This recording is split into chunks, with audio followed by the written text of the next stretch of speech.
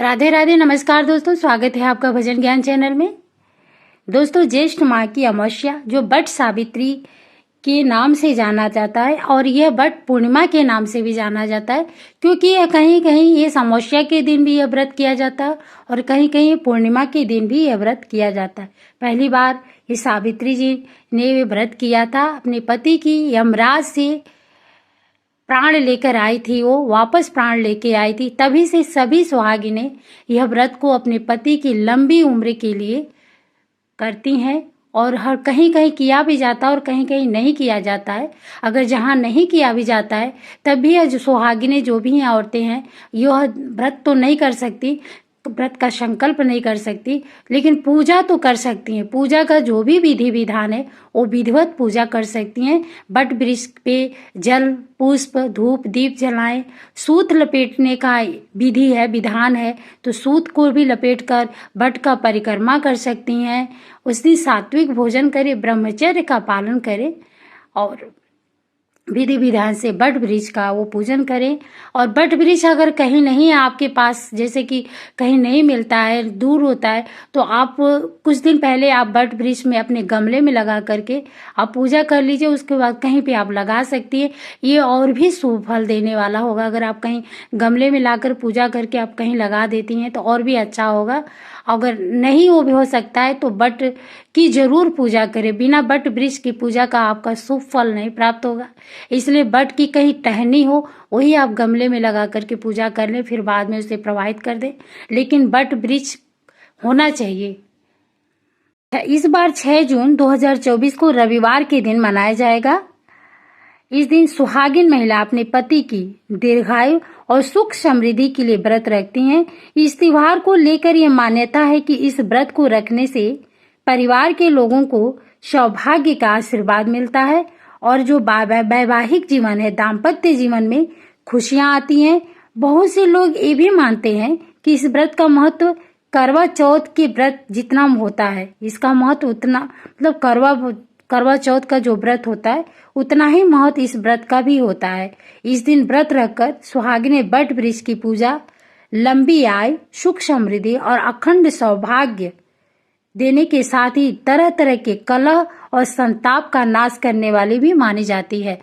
हर तरह के संकट को, बाधाओं को टालने वाली भी यह व्रत माना जाता है। ये बहुत ही शक्तिशाली और प्रभावशाली व्रत है। ये सुहागिनें इस व्रत को अवश्य करती हैं, जरूर करती हैं। जहां भी किया जाता है तो वो जरूर करती हैं।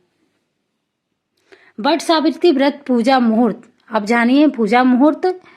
बट सावित्री व्रत ज्येष्ठ मास की अमावस्या पर रखा जाता है।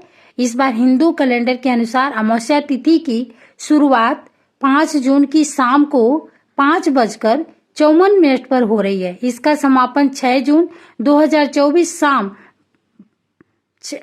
6:07 पर होगा। उदया तिथि को देखते ही इस साल बट सावित्री व्रत 6 जून को रखा जाएगा।